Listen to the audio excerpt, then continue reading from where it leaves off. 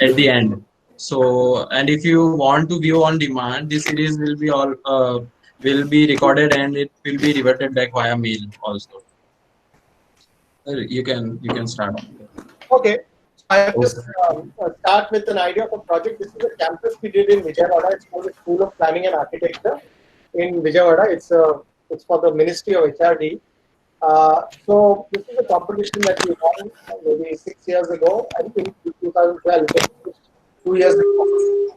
And I'm only going to show you the institute right now, not the entire campus. When we were looking at rules and how to work on this campus, this is a photograph of students actually doing rangoli in the temporary campus. And you can see these vibrant colors, but what was most distinct and hard hitting was these colorful umbrellas. And you can also see these students when they're doing rangoli, they're all sitting in a particular direction to see that the sun only comes on their back and not on their face. I think these are very important clues for us. We all know that Vijayawada has a very, very hot and humid climate, so it's called Blazivada. So it's tremendous. The heat and the humidity is both tremendous because it's in the Krishna River basin. So I think one of the clues, so you can see this diagram where the residential is in the behind, and what you see in the foreground is the site itself. It's a 50 by 100-meter block, and we had to fit in close to 2.5 FSI here. So looking at the lower level, the institute had a more like a center and periphery organization for effective interactive learning. So it's more the spaces of the general body meeting, the canteen. So a lot of spaces like that at the lower levels. And at the mid levels, the concourse level, it was more like a field organization for informal network exchange. And at the top level, it was more like a grid for efficient learning. That is, your studios and your classrooms, which is actually the parasol on top. So these are some sectional strategies. Academic zoning, the studios are on top, workshops are below because they're heavier spaces. You have machinery, computers, so those were below, and the leisure spaces were in between, if you can see the between section. Then if you look at the elements of architecture, a roof with a green roof above, pavilion in between, and the plinth below. And if you look at the bottom one, which is flotation on top, and you can look at an urban scape in between and embedded elements. So the elements are very different below again. So this is a diagram which gives you an idea of the plan and the circulation and program on the right hand side of this building. I won't run through the details, but just conceptually what we're doing. So this is a climate strategy, again, conceptual ideas where you need cross ventilation in a hot humid climate, so that became very important. So you can very clearly see this building's been split so that you get cross ventilation right through the center of this building. The southern side has been pulled inside, and all the southern walls are all hard. And we create these folding slabs on the top part of the parasol to create north lights for the studios. And the spaces below are more like the embedded spaces like the library, so that there is less heat gain as you move down in the afternoon. So that was the conceptual idea. There are all the other ideas like rainwater harvesting, solar panels, all of that as a strategy is always there. But architecturally what we did, you can even see green roofs coming out onto the entrance of the building. So even when we looked at the staircase, this building has about 13 staircases. And actually we needed a lot of staircases in this building because it's a top heavy building and there are thousands students sitting on the top 2 floors. And if you had to exit them out of this building, we needed about 20 meters of wide of staircases. So we started thinking about how do we do them so that they look interesting. And this is one of these staircase ideas where we looked at a concept of a double helix. It's a DNA structure. You can see that drawing on the left hand side. So it's one staircase that is intertwined into the other staircase. And you can see on the right hand side, that's how it gets manifested. So we were thinking about interesting ideas how to design staircases so that they don't become just plain staircases which don't. So there is a fun element to a staircase. So you can look at this now where you can see the auditorium in the front part, which slowly becomes the entrance. So actually you can walk over the auditorium and you can see this cantilevered part in the front of the building. Now we are actually coming to the center of the building, which is the GBM area and the entrance of the building. bridges across, this parasol bridges across from one side to the other side, and it comes on the eastern side where we have eastern gardens on the deck on top. So very clearly the building, this is the drawings we made at the competition, more or less built exactly like this. So now I will cut straight to what the building looks like. And that's what the building looks like when it's built. So you can see the western corner, this is northwestern corner. You can see a lot of these columns that have been removed from this area, but the reason is there is a hill on this side, it's called the Gundadala Hill. So that's where the context comes in. So we wanted to acknowledge the context of the hills. Vijayawada has very nice hills all across the city, and we wanted to acknowledge that when you stand at the podium, you wanted to see those hills, frame those hills. That's from the western side again, twilight and evening shot. It also has the games area. So you have these large cantilevers that come across like balconies, you can see them there, which overlook the games area. The games grounds on this side. This is from across the street. I just told you about the auditorium that slowly, gradually goes up into the entrance. And the parasol on top. So that whole area below on the podium that you see here is a student area for GBMs in the center. The faculty rooms are here and here. This is the planning faculty rooms, the faculty rooms for architecture. Admin is down here, auditorium down here, and studios are up here with the classrooms. So simple, but that's the entrance from the eastern side. So you have an eastern entrance and western exit. I just showed you the western side before. That's the GBM area, the general bodies meeting space. So we place the students right in the center, at the heart of the institute, so that everybody can see them and the power of the students is manifested. That's looking back at the city from the double helix staircase. And the idea of a phenomenal sort of section where you can see from the ground to the 5th floor. So the idea is the volumes are broken up so that you never feel that it's stratified. You get a good communication between all levels. That's in between. Right till the 5th floor, you can see the skylights on top on the right hand side here. So this light sort of penetrates right through the building. That's the top floors where. So on the right hand side, you see the idea of at the competition level, we made a view, and that space is built exactly like what we imagined it. Of course, there are no students in this photograph, but they use it exactly like that. These are the studios with the Northlight double height volumes. This is something that stayed in us when we were at CEP. We had this overlooking dish that was always our learning. So we wanted to have something like this in the studios. And this is in the evening and how they use it now for their meetings, and these are those spaces that are being used by students. This is another project. This is in Kasauli. It's a housing project for Tata Housing. This is a developer. So they had this idea of various types of houses that they wanted. So there were 18 typologies of housing. And the reason 18 typologies came is one based on the ticket size. That means how much people wanted to buy 3-bed, 2-bed, 1-bed, or a studio apartment to a 5-bed with a swimming pool, etc., etc. So that was one reason. But the other reason was all the conditions of the site. So the typologies kept increasing to 18 only because of the site condition. You didn't have flat land, you had varying land, and that's why the typologies sort of started going, higher and higher. So I'll just go through the sectional strategy in this. It was always about the cut and fill. It was always about the entrance, and the view side. The valley side is generally the view side. You can see here it's a 1-story sort of landfold.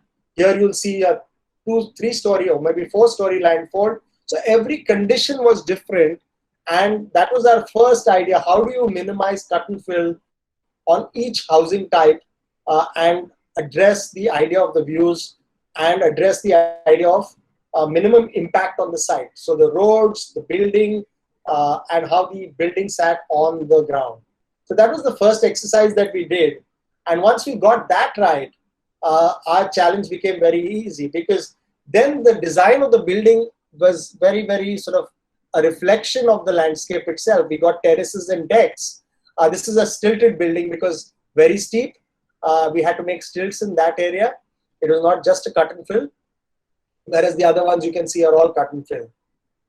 Yeah. So sometimes you get the road on the valley side, and sometimes the road is on the.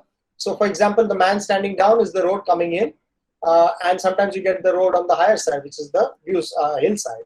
Yeah. So that was the concept, and you can see these are some of the drawings we made for the houses. So automatically you'll start seeing that each of these, because of the site condition, you start getting decks and terraces in the house itself, which is a reflection. In this case, you see stepping decks here, like balconies going out, terraces. Again, stepping deck, 1, 2, and 3 stepping decks here.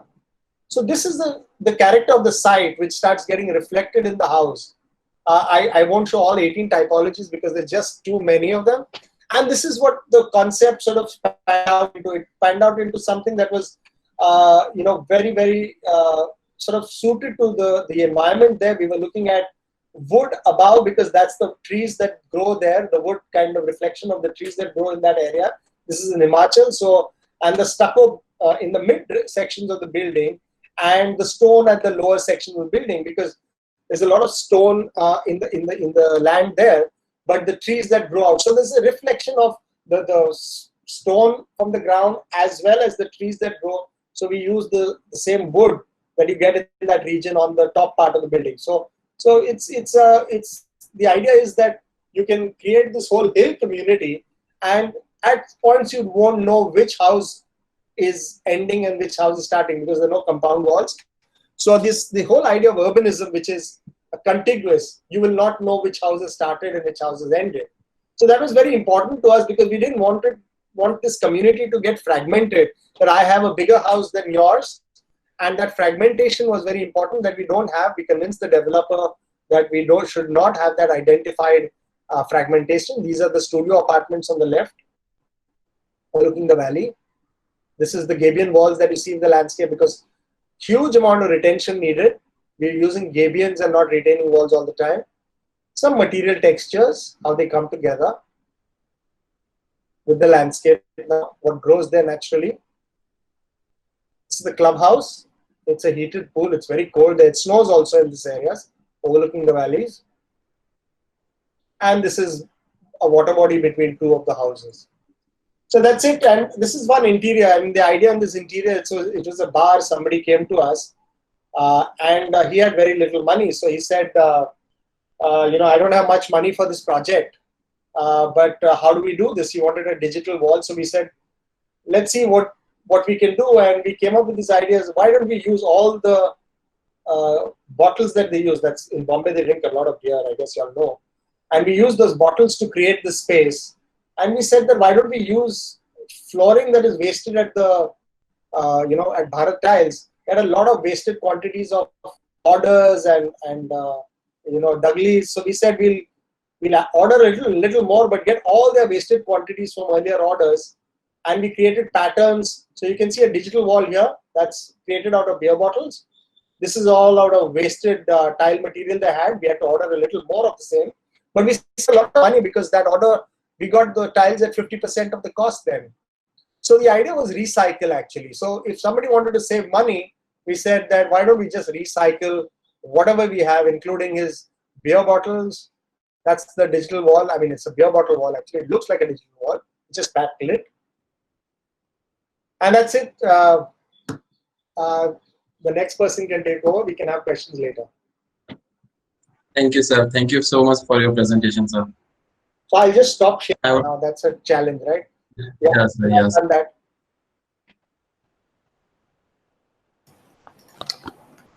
Thank you, Shantanu. I will start with my presentation. Okay.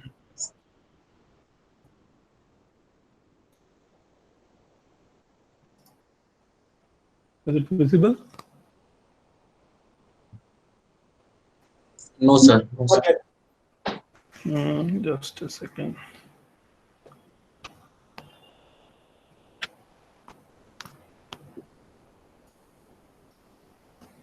No.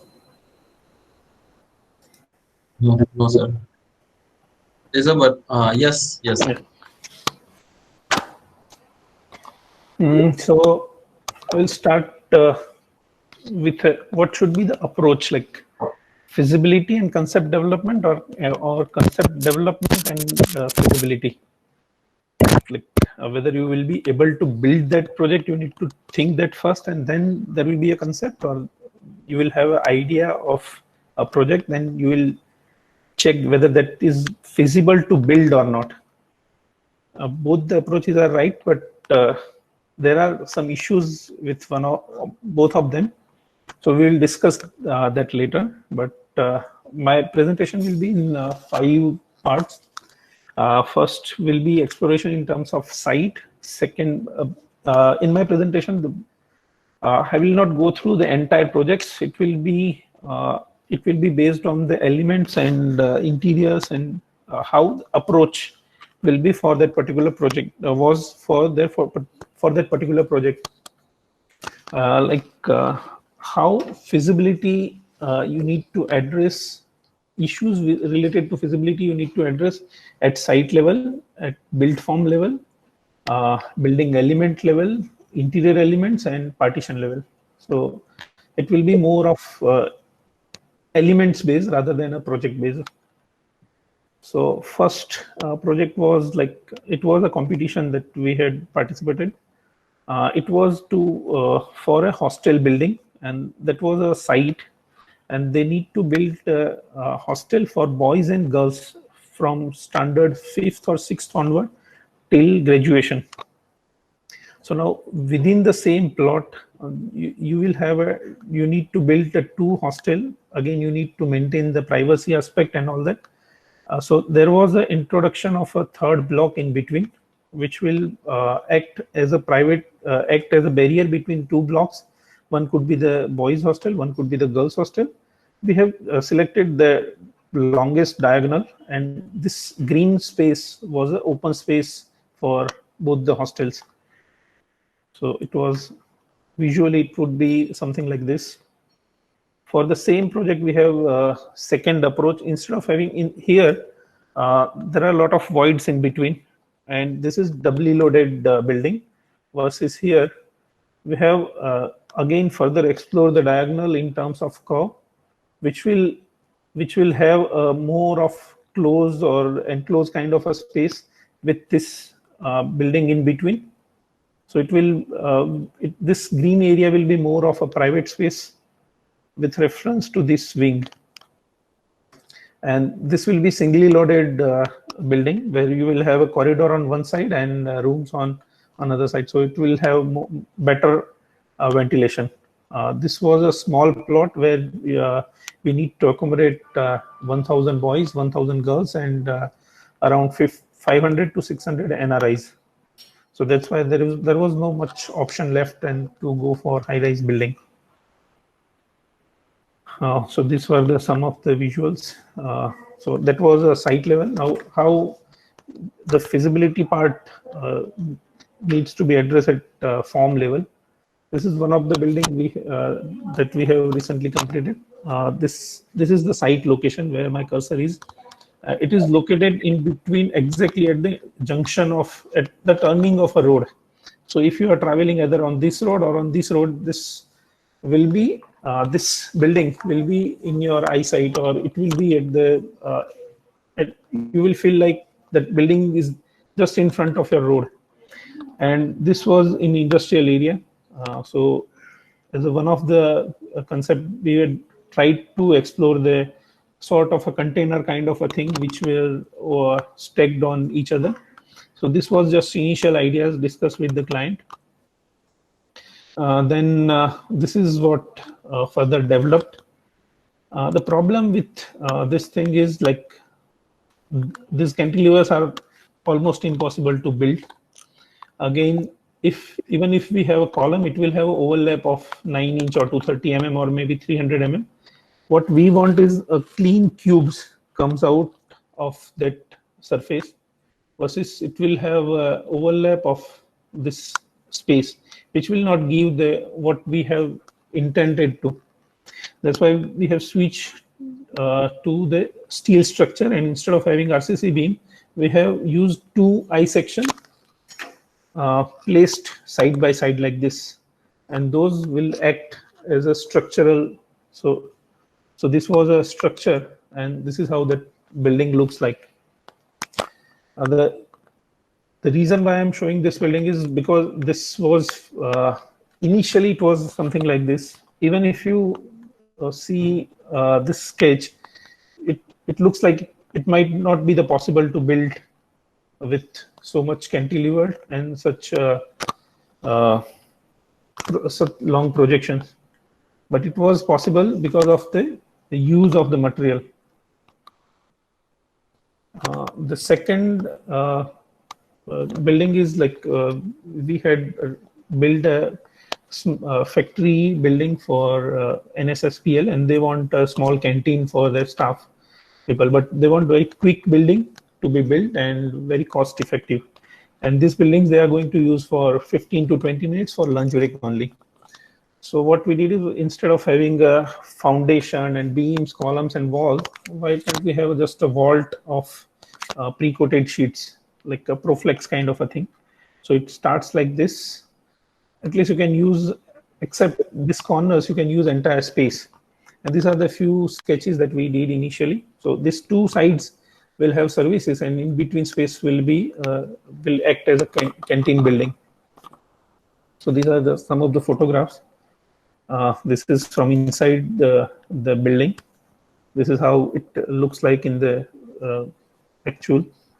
This is how this two service blocks has been covered and generates a source of sense of entrance here from both the sides. And this is the building that that will have services on both the sides. One will have, on this part will have a kitchen and storeroom, and this area has toilet blocks and wet area services. So again, because of the cost and time frame, this was a solution. Now this is again a building for a car showroom, where this client wanted a very catchy kind of a building where you can easily notice while you are passing through that road. So these were the criteria that we have decided, and these were initial sketches, and this is what client had selected once we have presented, and this is the final building outcome. Now here this glass facade has three kind of variation in the glass. The lower part is more of a transparent, the second part is sort of a translucent, and top part is kind of a opaque thing, because we want the visibility from the ground level. And this is again a structure itself which has been used for cladding of a glass. So there wasn't any extra member or extra things that is added here for cladding of the glass. So this is how it will look. It looks like from inside. These are the few details, and this is how it looks like from outside. This is how we are coming to the building element. Like this is one of the project that we are doing right now. This has a north in upward direction, and this is a wall in the south. So we want a very thick wall there, and this wall gives a source of continuity in entire house, because this is a drawing room, this is living and dining area, kitchen, there is a puja room here, and these are the bedrooms areas, and there is a garden, private garden at the backside on top of the parking. So at lower ground level there is a parking, and at upper ground level there will be a garden from bedrooms. So because this wall was in the curve, and this wall is facing again a south side, so it will have almost throughout the year it will have a sun on top of that wall. If we make this wall out of concrete or any other material, the workmanship is again an issue. And even if there is a workmanship, there will be a lot of shadow will be casted of the wall itself, or the projection, or if there is any undulation, there will be shadow casting of that same material on that wall. So to avoid that, what we did is, like, instead of having a wall in a smooth or finished surface, we have fragmented that wall into pieces and cladded with stone, which will again give extra insulation, because this is again a south side, and eventually this is how this building will look like, and this is the side peak. Now I'm coming to the interior elements. This is a staircase. I will discuss two kind of interior element. One is staircase and another one is partition. Now here, this was a double height volume in a bungalow, and we need to access this area. Now,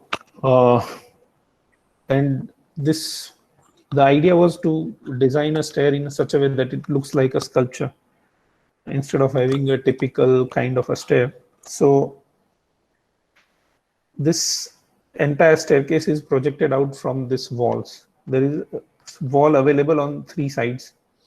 So this landing and this area become a truss, and this threads are connected to the wall, and it generates a ribbon kind of a thing. This is 8 feet wide, 7 feet, 6 feet, 5 feet, and 4 feet by 4 feet is the what the landing will be. Similarly, the same kind of configuration has been mirrored, and this will be the landing for the upper floor. And this was the initial sketch. Now here, the material that we have used is there is a MS plates. On top of that, there was a cladding of plywood, and top of there is a Korean, so it looks very thick and bulky. These pipes doesn't have any structural value. Those are just for safety purpose. They are not holding the staircase. Now the second one is, again, we have tried to reduce the amount of material, and here this staircase is made out of just 6 mm thick plate, which has been folded, and this railing itself become a truss to hold that entire stair. So this is again a further this becomes a bracing as well as the railing for this flight. This is not yet finished, but this is what executed on the site. Now the third one is, instead of using a 6 mm thick plate, why can't we use just a 3 mm thick plate with some sort of folding like what we have here, bend, which will give a stiffness to that shape. And instead of having a structure on both the sides, there will be just 2 continuous pipes and configuration of railing, which will act as a truss and hold the entire staircase. So this was how it was conceptualized, and this is 3D rendered, but we are planning to remove this wooden tread from top of this stair, and there will be just a 3 mm thick plate which will be visible in the. This is not a final picture. This is just this staircase is under construction. Now we'll come to the element which is partition. Like in general, the partitions are made out of plywood and glass, where glass is infill material and plywood or wood is a structural member. So instead of that, what if we use plywood as an infill and glass as a structural member? So of course this plywood has its own strength, but because of this diamond shaped glass in between, like what we have sketched here initially, this shape is holding entire partition. These small pieces of glass are holding the entire partition, and this grooves continues like what we have here in the details. And within that, there are 2 doors which we have accommodated, which camouflage with the partition. Looks like a seamless kind of a thing. So it looks like this.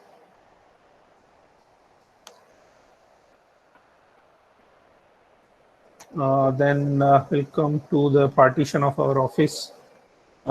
This is a sketch, initial sketch of the office. This area is this is a service block. This is entrance, a reception and waiting area. Although there is no reception, just a small waiting area. And this is a studio which is facing east and north side. And this was the service block which the developer has already been given.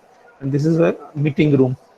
Now in meeting room, what we wanted was, like, instead of having the enclosed space, why can't we have a partition which moves easily, and when you open it, it looks like a seamless kind of a thing, which will not have any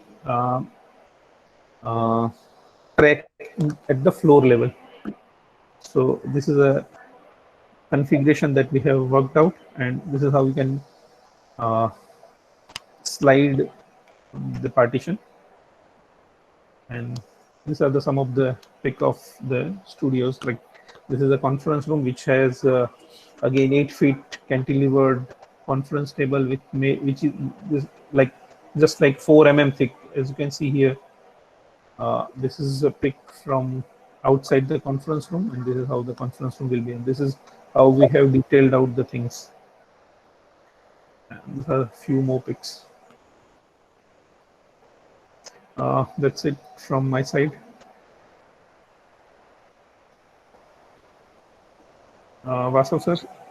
Thank you, sir. Thank you for addressing your ideas on details. Thank you, Ramesh.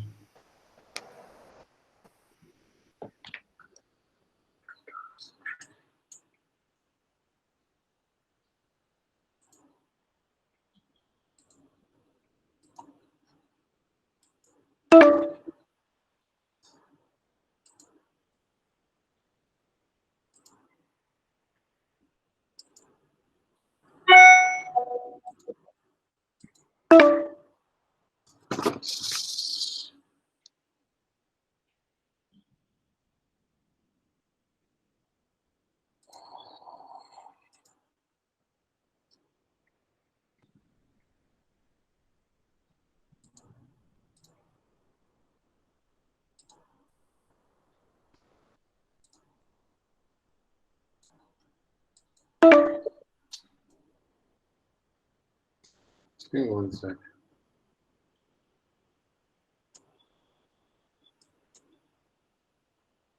Screenshot मत करो.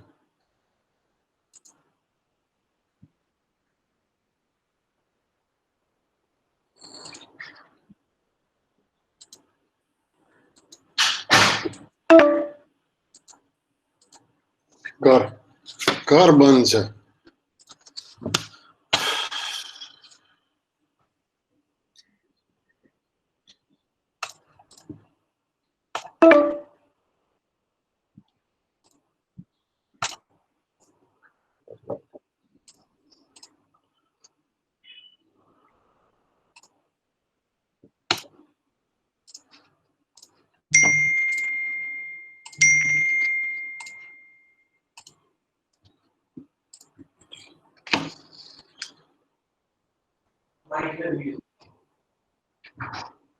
Yes, sir, we can see your screen.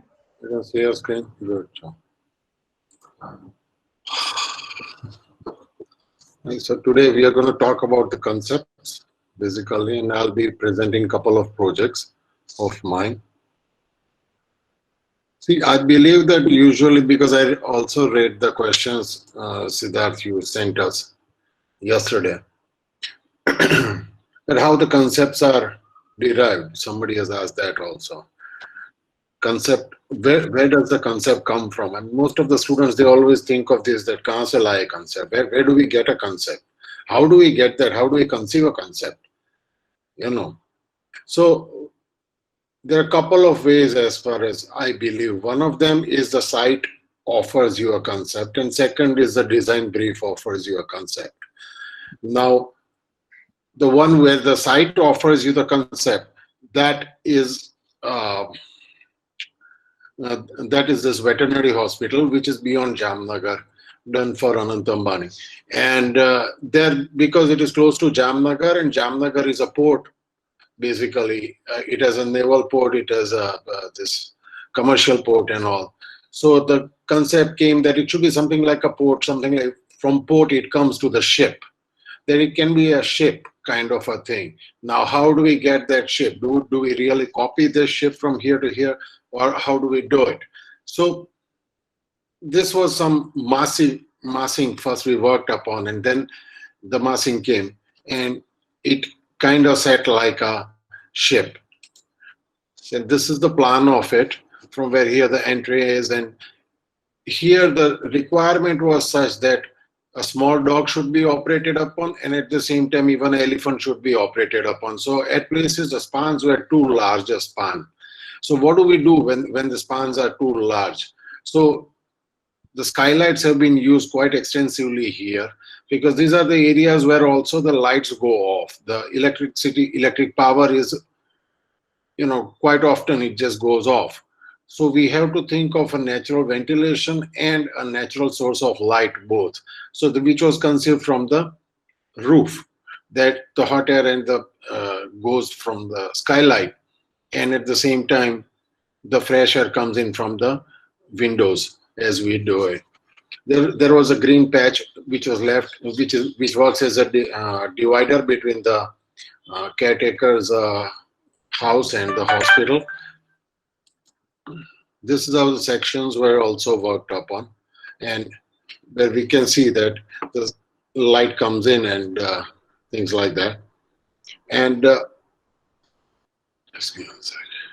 Yeah. Also here the task was how to bring the building down, because this building is going to cater maximum to the people who are from the village and surrounding villages. So if your building is too tall, your building is too big, too massive, then it scares them off that we are going to the too big a place. So the building has to come down to the people. So this was by using the bands and the elements like cantilever chhajjas and all. We have tried to bring the scale down. Now here we can see that the residential block, the dormitory block, which was placed on the first floor with the staircase on the back, and that whole block was placed on the back, so that from the front the building looks very not too tall. It looks small building. It doesn't overpower you. It comes to you. Now these are the photographs from inside where the treated animals come in, and this is the entry. This is where the treated animals are kept. So the natural ventilation is kept at a max. These are the lights, and this is a general waiting area where we expect people to sit in this waiting with their goats and all, goats and dogs and whatever. So there the foul smell can be ventilated from the top, and the light comes in, and this is all the naturally lit area. So this was one way of conceiving the concept. Now the second project I'm going to be presenting is a crematorium in Chorwad. Now it is for Hindus basically. As per our Hindu mythology, what happens is that the body dies, the soul doesn't die. The soul travels. It travels to the another world basically. Now when we call it another world, we mean that it goes beyond the horizon. So when we look at a horizon, what does horizon look like? It's an arc, basically.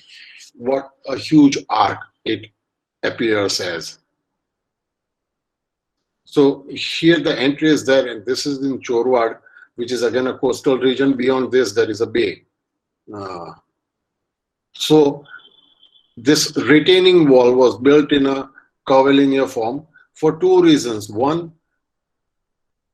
to support my concept that yes, it depicts that horizon, and the second one is it also works as a good structural member. It's a very stable member against the water and landfilling. So here, this is what was done, that the curve this happens, then right at the axis of an entry, there are there is a place where they can do the visarjan of the asthis and the remains of what is not burned. So this was another project. Here again, the skylights and things are elements are used, but at the same time the building remains at quite a low profile. It comes down to the people at the entry. I believe that building should come and shake hands with you, and that's what even our history has taught us. That building comes down to you, it greets you, no matter what building it is. So this is how we try to bring the building down, and at the same time where there are pyres, the roof has been lifted so that the soul can go, and at the same time the hot. These are the views. Where the pyre is, it has been lifted up. This is right at the axis. These are the other views. This is the first view is from the bay side. This is the ground wall. We have highlighted that one wall where this procedure happens. So this was basically the second way where by which you conceive your concept from the brief. The brief gives you a concept that this can be the, if you study the brief gives you the concept. So one way to achieve a concept is via your brief, and the second way is from the site or from the context. That's how these two variations were tried upon. Thank you. What do you say? Thank you, sir. Thank you, sir, for your delightful words. Thank you. Now, I think, can we take up the questions, sir? Yeah, sure. Yes, sir. So now we would like to open for questions that our attendees have duly signed in through the Google Forms, and after that, we'd like to open for live questions also. Okay. So, okay. First question is from Asima Grish, which is directed to Vasa, sir. Concept should be reflected in planning, elevation, form, or in site. I believe concept is heart, and you cannot have it expressed only in one portion of the. It's like आप गोरे हो या आप काले हो नहीं. My hand is dark and my face is little fair. No, it doesn't happen that way. It reflects everywhere, not only in plan, in site, or in site positioning. It reflects everywhere. It reflects everywhere. It must reflect everywhere. Because we are talking about the whole body. The concept of a building, yeah, it is a building, but then it becomes that it has to be treated as a body. We cannot think like commercial developers think that no, this north side falls over the road, main road, so we spend a lot of money on the elevation of the front side. With back side, it's fine. You shouldn't think like that. It reflects everywhere, basically. Yes, sir.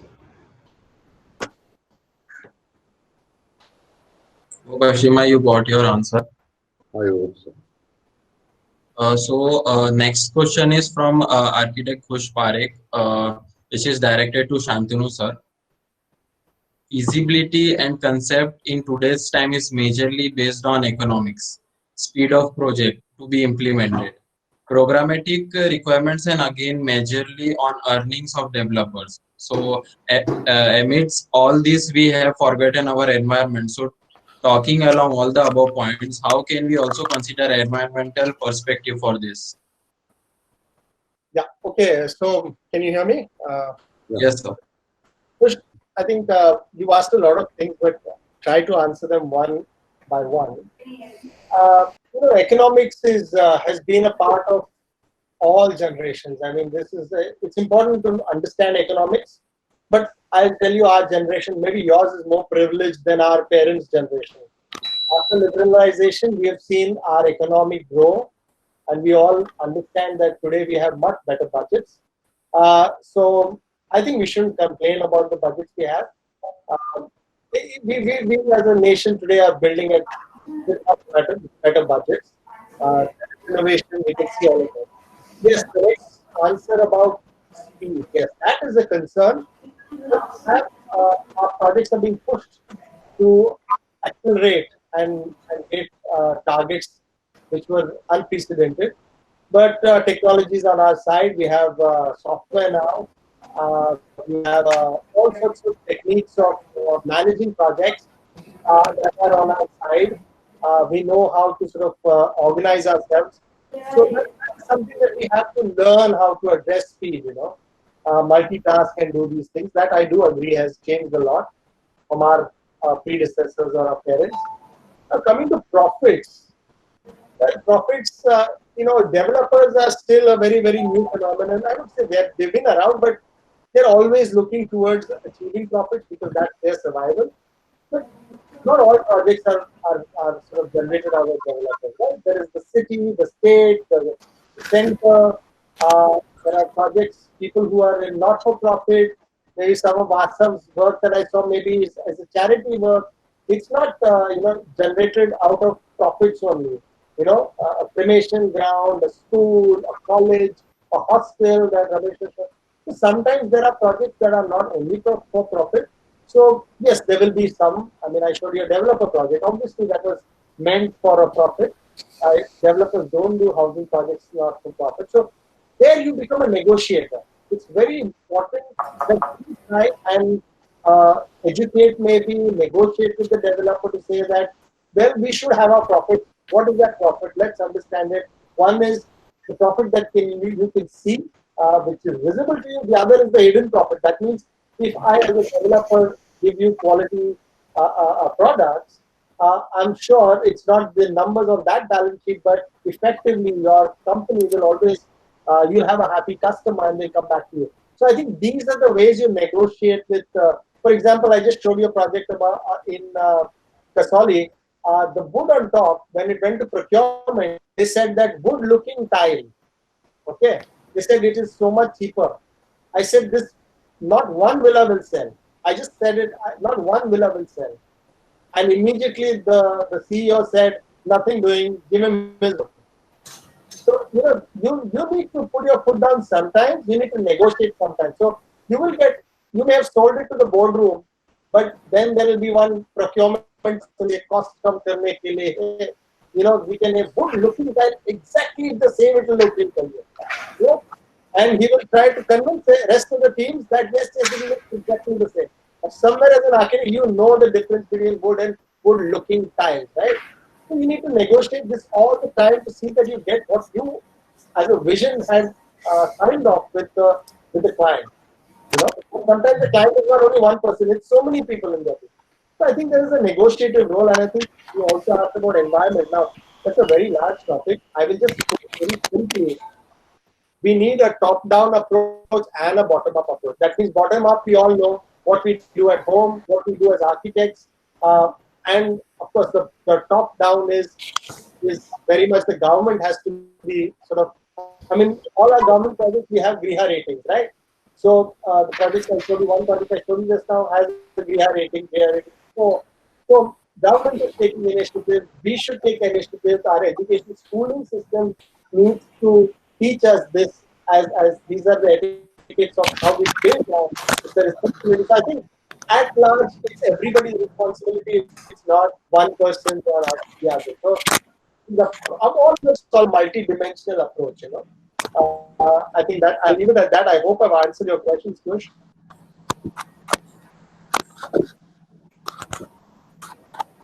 Kush, you can just unmute yourself if you are here. Yeah.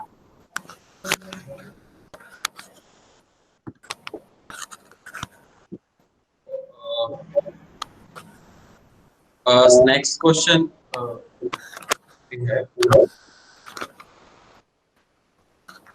Next question is from Snehal Kotadia, which is directed to Ramesh sir. How to think about concept and what is your unique concept which is great from all your concept? Good question. Like how to think about question. Like for any project or any building that you are doing, if you ask a right question, you will get a right answer. That means every project is an opportunity. Every project is because of some problem. If you identify that problem or that issue, you will be easily give a solution for that project. You need to identify the things. You need to question properly, and that answer of that question will be the concept. I think things are like Charles Fourier sir had said once that if you ask correct question for the project, you will get a correct answer for the design. Like, just imagine a man who is of just 28 years old and not educated from India and designing a building for Mahatma Gandhi and doing a building which looks like a more of a vernacular kind of a thing. It is just because of he has understanding of what that site demands. He has asked the right question, and that's why that solution is there. So there's nothing about good concept or bad concept. You need to identify the issue for that project, and you will automatically get the solution for that. If you ask yourself a correct question, you will get correct answer. I hope that answer the things. You can unmute yourself, Snehal, if you're here.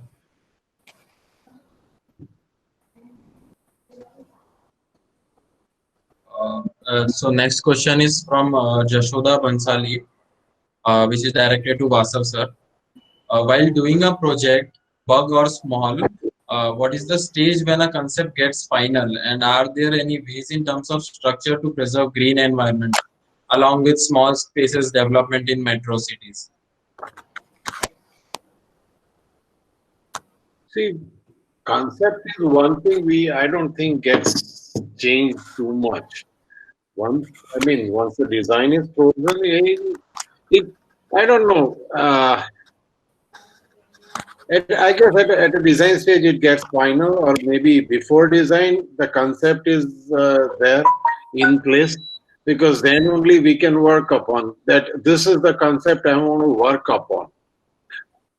It's something like a base or the foundation of a design process. That's how I would put it. Then if you keep on changing the foundation, the whole building keeps changing, or for anything, the whole process keeps on changing. So it would be better that we freeze the concept and then we work upon it. Yeah, it needs a refinement, and that refinement, I'm sure you know by now, that it comes only through hard work and repetitive work.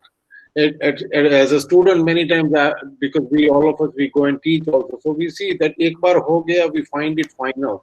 No, you scrap it, you do it again, you refine it. There is a difference between scrapping the whole thing and refining it.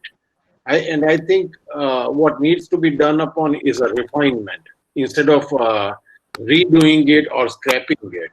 That's how I would address to the question one. Now, what was the question, sir?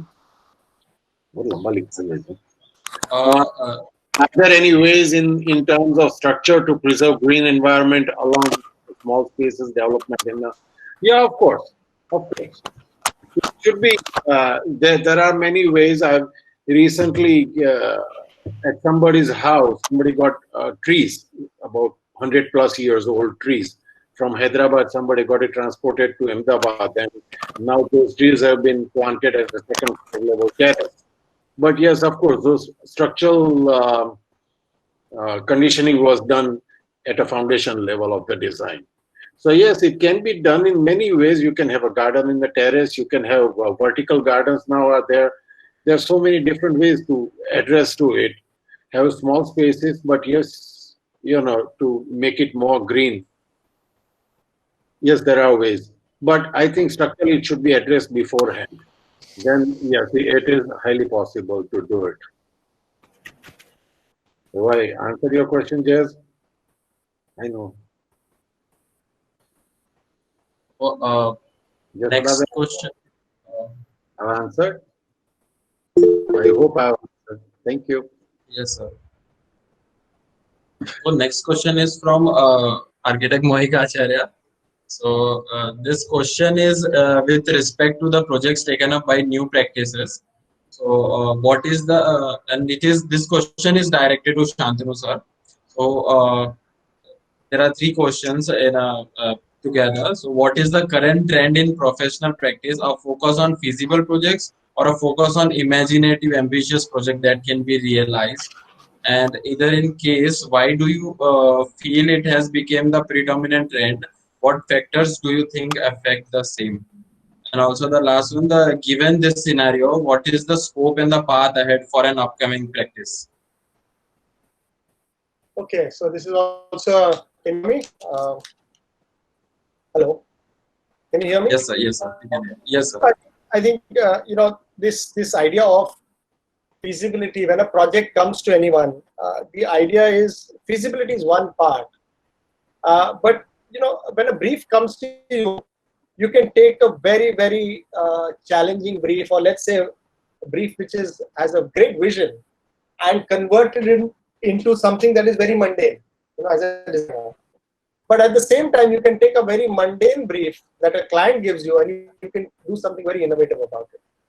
So this is the attitude, how a brief comes to you and what you do with it. So I don't think projects are coming with the idea that we want to create a mundane project. Every project wants to achieve something. Yeah. So I think the architect is very important in actually working with the client to work and see how that brief can itself, be a visionary project, can head towards something that you can create something interesting. So, you cannot say that we got a very dull brief, so we created a dull building. No, I don't think architects can take that position. So first thing is we have to be very involved with our clients to say that, okay, this is what you want. How can we make it interesting? At the level of the program, at the level of this site, at every level you can intervene and say, if sometimes clients come to us and says that we want to, take your advice to have for our project. So you have that kind of consultancy also, where we look at feasibility as well as looking at how that project will get affected just based on the kind of site options you have. So I think feasibility, everybody's trying to make a project interesting. Nobody's trying to, even from the client, if they're spending so much money, they want something interesting coming out, something that is an innovation, something that is worth presenting to their clientele. What is the next question? I thought imagination and feasibility. What else was the question? Sir, second one, in either case, what do you feel it has become the predominant trend? Or what factors do you think affect the same? Well, predominant trend is we do see our built environment being petered down to addressing the needs of a client. That I do agree with, but I don't think that the architect is exercising his power in making or educating his client. That's where the gap is. If an architect educates his client, becomes a kind of a partner, let's call it collaborator, not partner, partner is a bad word, collaborator in that process where you can influence the client to realize what is his options of how he can develop a project, I think the built environment will change drastically. So I think we need to take that position. We are in a very powerful position when a client comes to you. He's trusting you with his money. He's trusting you with his decisions. So I think you're in a very good position to influence him and educate him in the right direction. And I'm saying it's a both way thing. We learn a lot from the clients also. It's not that only we are educators. We are not higher than the client. We also learn from the clients with every project. So that is something that we need to take responsibility and work towards, so that the built environment will become better and better. And anything else I missed in this long question? The third one, sir. Given this scenario, what is the scope and path ahead for an upcoming practice? Well, I think partly I've answered it. as we go ahead, we want our built environment to be influenced by the way we think. Right? That's the most what in schools and what we sort of, when we come out, what we build, sometimes there's this gap. We want to sort of catch up with that, or what we call pedagogy and practice.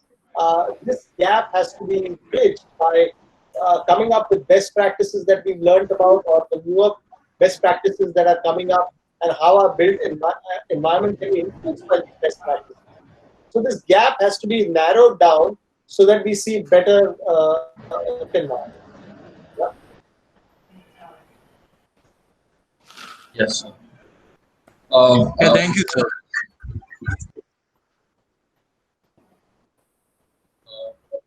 That's I think we can move on to other questions. So next question is from Shivam Kumaria, which is directed to Ramesh sir. How do you define details and how important are they? And how do details characterize an architect? Okay.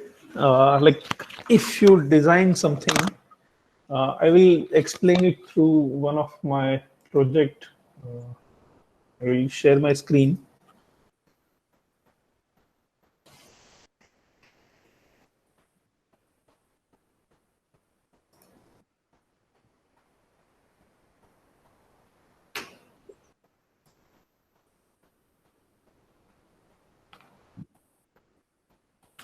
Like for this project,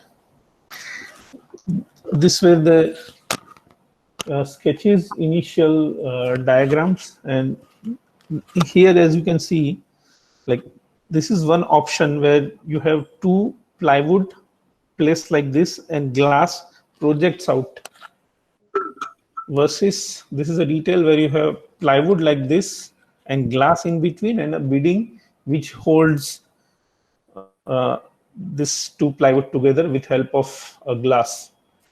Like within that detail, even if you see here in this picture, there is a groove which is continuous in that surface. Like instead of this, if we have used this kind of detail, this partition would not have looked what it is looking like right now. So yes, details are very much important for any project, anything, whether you address that detail or not, but there will be details. Now it's up to you whether you want to take that thing as an opportunity to design out things. See, at large level or at a building level, you have nice ideas, but those things will be perceived from certain angle. But what you can touch and feel is all about details. If you are using a table, and if that edge is hurt, that means there is something wrong with, even if the table is very beautiful, very nicely done with good workmanship, very rich materials, but if you are not able to utilize those things, that is just because of detail, then there is a problem in your design. So details are very much important for any design, and how it characterizes a designer or a person. Like you must have seen in history, great architects, the details is the thing where you get opportunity to explore things. So that is the key for a project. I think I answered your question, Shivam. Shivam, you can just unmute yourself if you are here.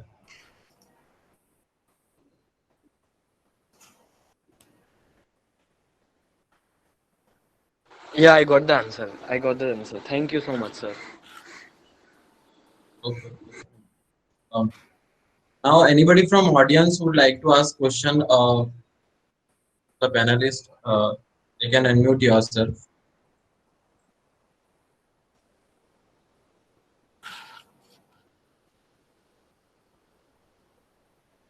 Anybody would like to ask question or we can ask.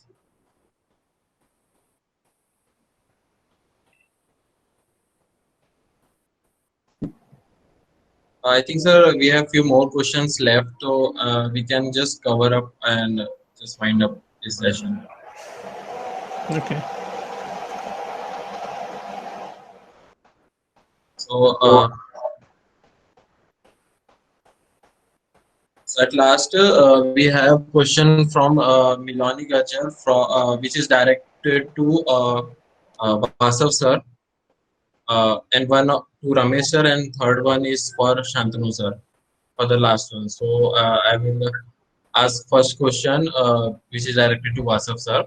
How can the architect enhance the feeling of the space-time relationship in architectural design?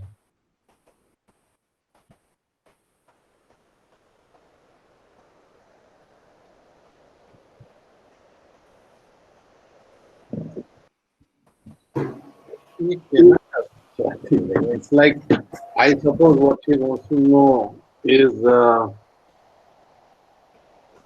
she wants to talk about the timeless architecture. I seriously didn't understand. Milani, you can just unmute yourself if you are here. Hello, sir. Right. So basically, I wanted to ask if we look at examples like Guggenheim Museum and such, so they are perfectly designed forms which function on the perspective of time as well. So, how do we enhance such relationships via concepts, or how does feasibility then play a role in it?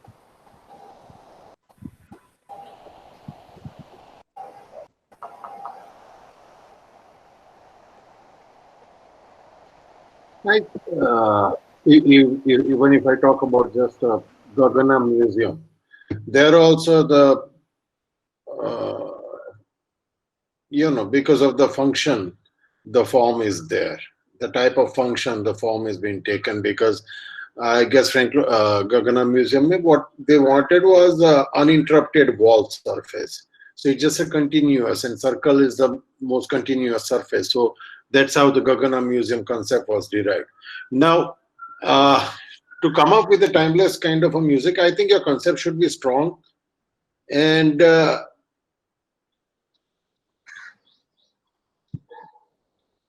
language, I would say that your language throughout the project also should be very strong. That's what, and material selection and all those things. Basically, if your concept is good, you refine it properly to a proper design. Then yes, of course, it reflects the surrounding, it reflects the site. What we just saw in Shantanu's Kasoti housing. It was taken as a hills. The concept was very simple. As such, if you look at it from a student's viewpoint, उसमें है क्या? एक slant line ही है ना, honestly speaking. But way he refined that slant line, that's what would, I guess, so the refinement should be there. And when we were students, somebody used to always tell us that you draw a plan, then you erase the lines. You erase it up to an extent that you cannot erase anything more. If we look at any of these Mastro's plans, I'm sure at whatever scale, you cannot erase 1 centimeter of the wall. If we erase 1 centimeter of that line, the design would crash. That's known as a mature design. When design has such maturity, I guess this timelessness will come. Timelessness will come. I'm sure about that. I guess, have I answered? Yes, sir. Thank you. Second question is directed to Ramesh sir from Milani Gajar only. How can architects and urban designers change spaces into places?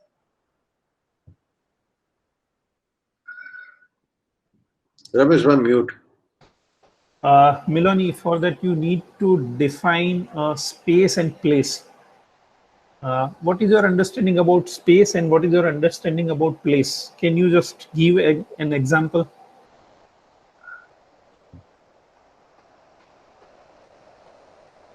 Miloni?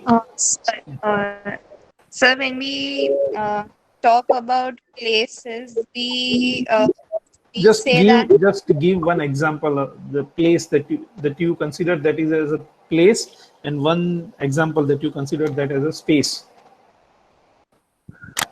okay.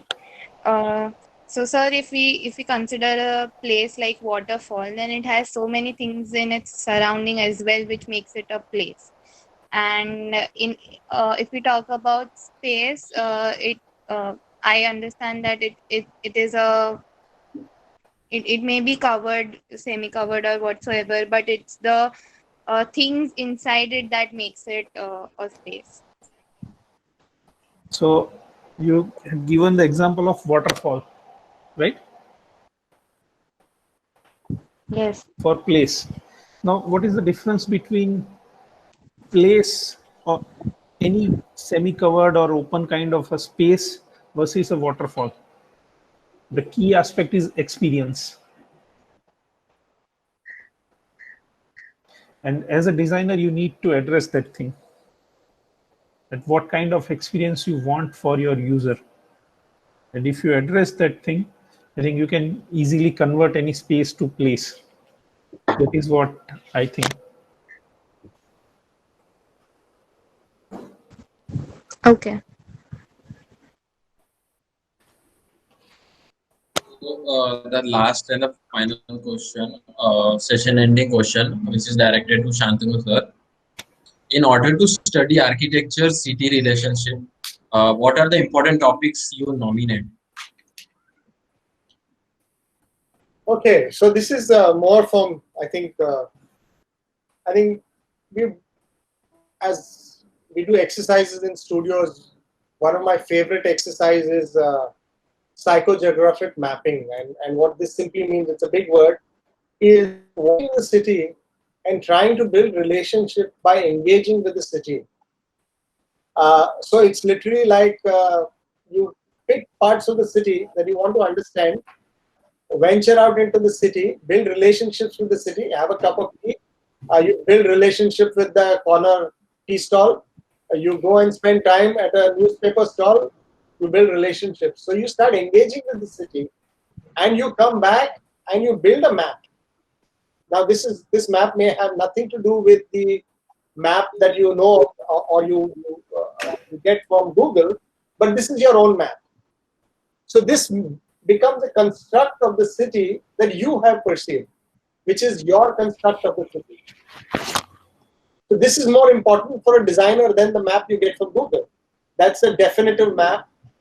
That's something that you would need if you have to engage with building plans, etc., on roads and definitive parts of the city. But this map of you experiencing and you creating cognitive maps will help you understand through an experience of engagement. I think those diagrams, and there's a lot of people who've done this kind of work, and it's always different. There is no definitive answer. There is no definitive illustration. The illustrations change because this is the impact of the city on you is your understanding, and it's always very, I wouldn't say personal, but it is unique, and it is very. You can use that to refine your knowledge of the city. I hope there are many more exercises. I'm sorry, I'm not going through them, but you can build many such exercises to understand the city. It's not one or the other. Yeah.